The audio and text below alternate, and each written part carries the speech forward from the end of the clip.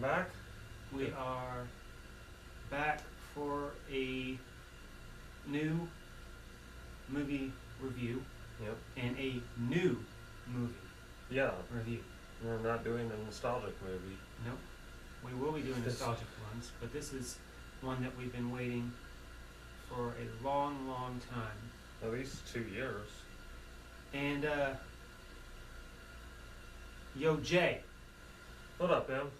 I got something to say. Okay.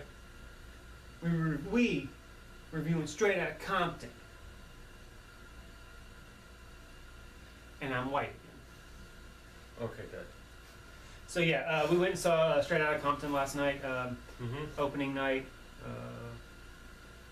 preview show, I guess we can call it, since it's not official opening, whatever. And as I personally said on my Facebook page, damn. Incredible. Truly was. I understand now why they've been working on this movie for, what would you say, 4 years? 4 years, yeah. And either that's gotta stop or we gotta talk louder. Stupid water. Hey, stop running a bath! We're reviewing movies in here! Oh. They're totally gonna listen to us. Yeah.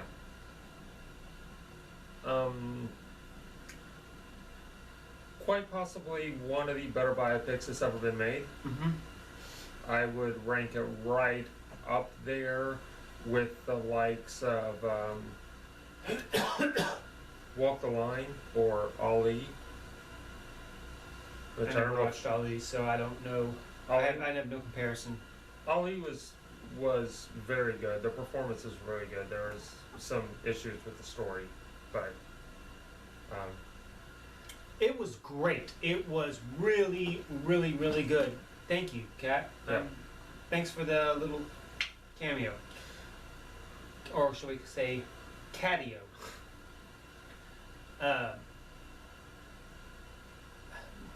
Damn cats made me lose my train of thought. it was a very good kind. What's the right word I'm looking for? It got the atmosphere and the time right, and that was very, very important Mm-hmm. because that's in a lot of ways one of the most important parts of the story is that you understand the time frame and the attitude of the country at the time that they were doing this, and especially in the area that they were in. South So- Central Los Angeles. Yeah. When you got to think of what LA was like in the mid to late 80s. You know, it was Pretty much a battle zone. a battle zone. It was a city that was on the verge of being destroyed Mm-hmm. by itself. And they got that right. I mean, that opening shot just summed up almost everything of African American culture from the 80s. From the car that he was driving, to the sound system in the back, to pulling drugs out of the sound system, Mm-hmm. to the clothes he was wearing, going into a crack house, a crack den, and then that house getting raided by police. Even the watchers that were up on the roofs making Yeah. the sounds when they saw him coming. And And him sneaking out the back window being chased by a pit bull. I'm like, this is LA in the 80s in 4 minutes. And it's not, we don't want to sound like racist or anything, so we don't mean like African American culture in general. What we're really referring to is the drug dealer, crack slinger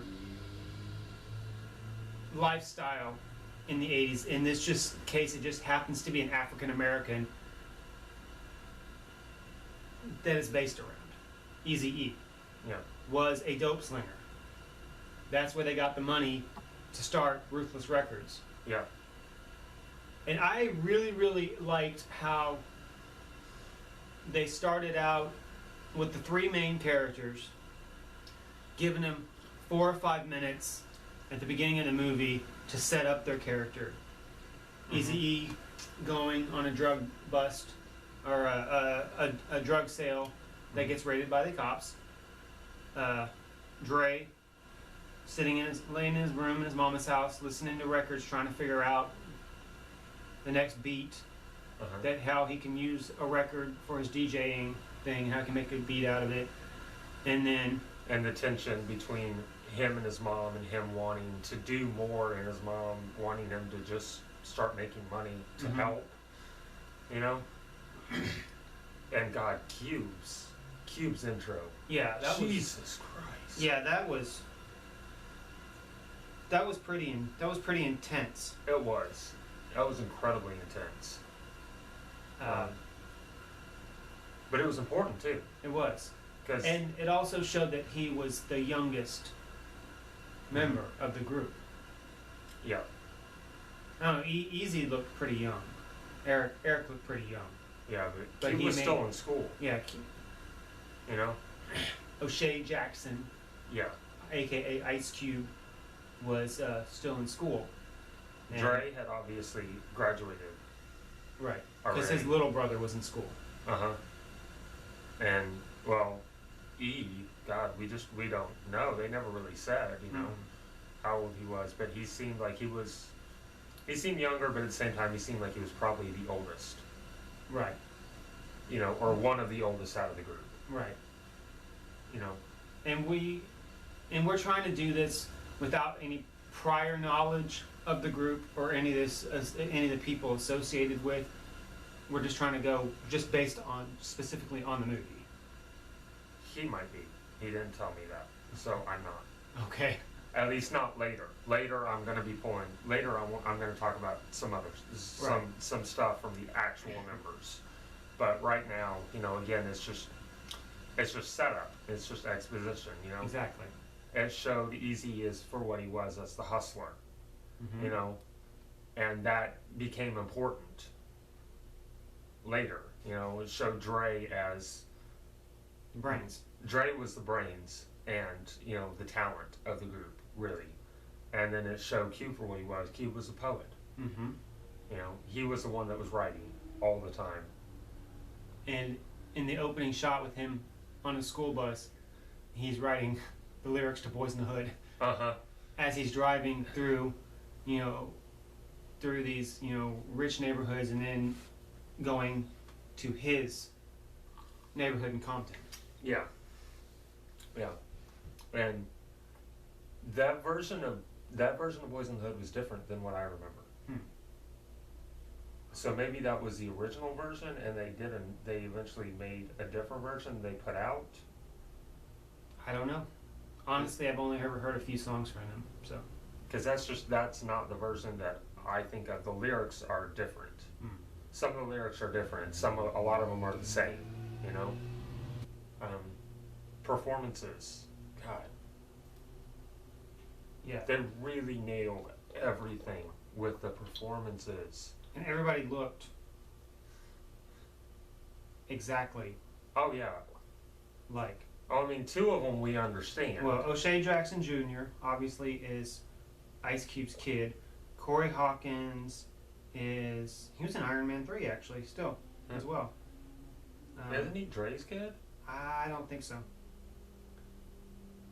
No, it couldn't be because Dre's son died. That's right. Well, his brother died. His son did too. Okay. That was right before him and Eminem released the song I Need a Doctor. Okay. So Corey Hawkins is Dr. Dre, aka Andre. Jason Mitchell as Eazy-E. Neil Brown Jr. as DJ Yella, and Aldous Hodge as MC Ren. Nailed the look. Especially for the main three. Yeah, for the main three, especially Jason, Corey, and O'Shea Jackson Jr. Because those are the three this story mainly focuses on. Because I mean, they were basically the group. There was other people. There was a lot of other people. There was like 7 people in the group, but they were the main 3. Right. And so, I mean, not only just spot on, and with the looks, but the talent.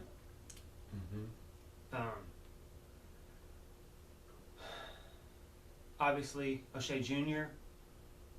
can rap, Yeah. obviously. It looked like, unless they were doing some really fancy work, Corey can spin. Mm-hmm. And I think this is the type of person where if he didn't know, he learned how to do it. So I got a feeling this is the type of situation where, you know, they were going to get everything as accurate as possible. And I mean, how awesome is, how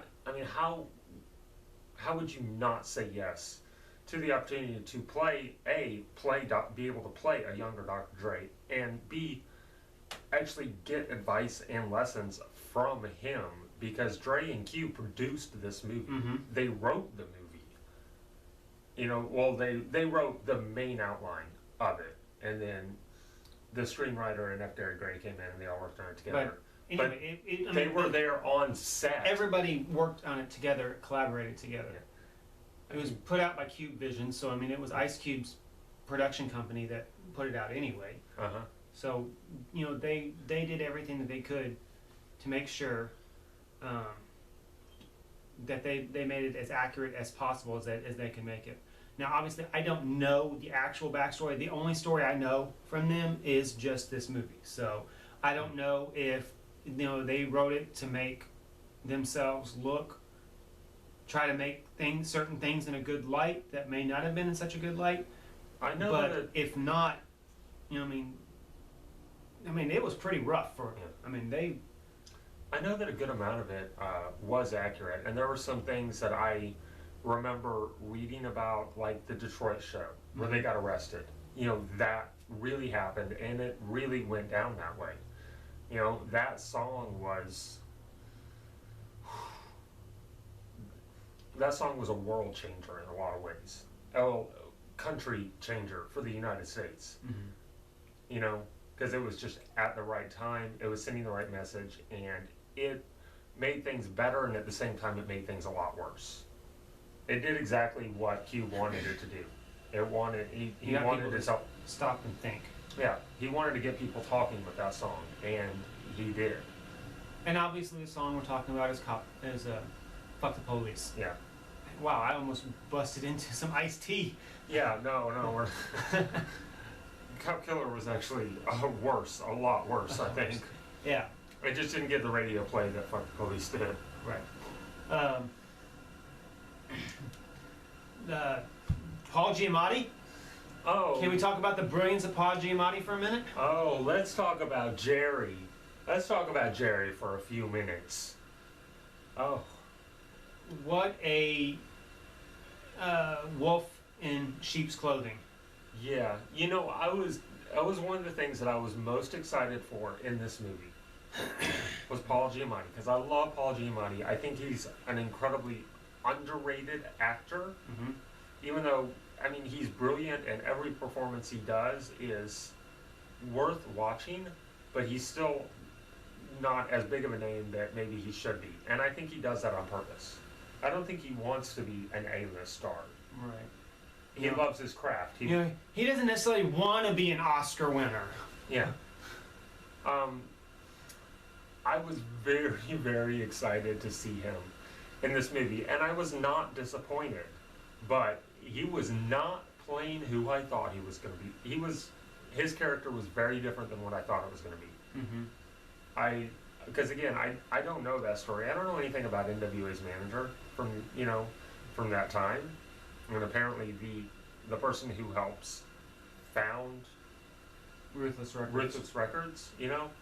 I don't know anything about that. And I was like, wow, as the movie progressively goes on, you're like, what the fuck is up with Jerry?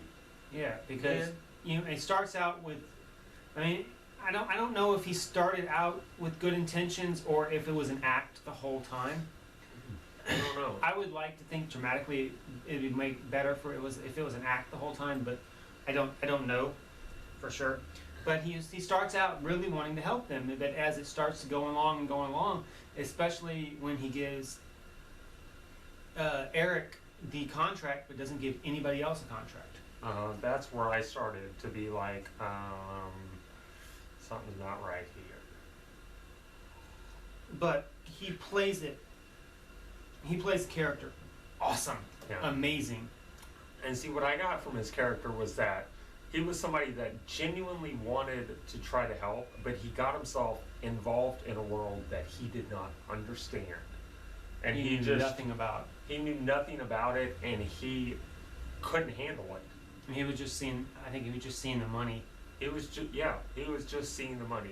You know, it seemed like he really believed in Eric when he started off, and he saw the group's talent, but the only one he was concerned about was Eric, because he thought that Eric was the talent.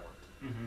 He didn't maybe realize that, He'd not seen the forest. yeah, He'd not seen the whole forest. that in a lot of ways, when the group started, Eazy-E was kind of the face of NWA, but he wasn't the talent. And I'm not trying to discount Eazy's talent, but when they started, Q wrote that song. Right. Dre Mixed mixed that produced song and helped Eric be able to get that song right. Mm-hmm. Eazy-E kind of became the face of NWA The because front man. yeah, Even though Q was pretty much the lead vocalist. I mean, he shared it. Him and Eazy shared it. and Q wrote most of the songs until they brought in Ren, Right. and Ren started writing. But E was the front man. Mm-hmm. And in real life, he was. You know, when that group, you know, added the Straight Outta Compton CD, E is the front man. That's, you know. But yeah. Yeah. I think he wanted to do good. I think he just got so deep in a world that he didn't understand, And that he he didn't know how to get out. And he was really trying to. I mean, the way it's portrayed, he really is trying to fit in Mm-hmm. with them. I mean, he goes toe to toe with the cops. He doesn't care. That scene was brilliant. Yeah, the That inspiration for fuck the police. That scene was so good. Like, I literally, like, was just, like, holding my breath that whole scene. I was just like, oh my God. You know? When Paul Giamatti just turns as they're going back in, he's like, you're a fucking disgrace. Mm-hmm. I was like, whoa. Somebody call an ambulance for this cop. Yeah. He just got burned. I'll burn. Yeah. Man. And then Cube just comes storming back in the studio. He's like, I got something I want to lay down. I got an idea. And I was like, oh, I know Yo, what Dre, this is. I got something to say. You know? So overall performances were fucking brilliant. Even the minor characters. Mm-hmm. I mean, everybody was not. Even Alonzo, the guy that owned the club that Dre worked in. Yeah. His character was fucking hilarious. He was an asshole, but he was hilarious. Yeah. And he's like, you got to give up this rap shit. Nobody cares about that. Start going back and playing them soft jams. And we're like, that baby making music. yeah. Because he was a 70s pimp, is what he was. Yeah. I'm like, dude, disco's like dead, all right? Just get over this.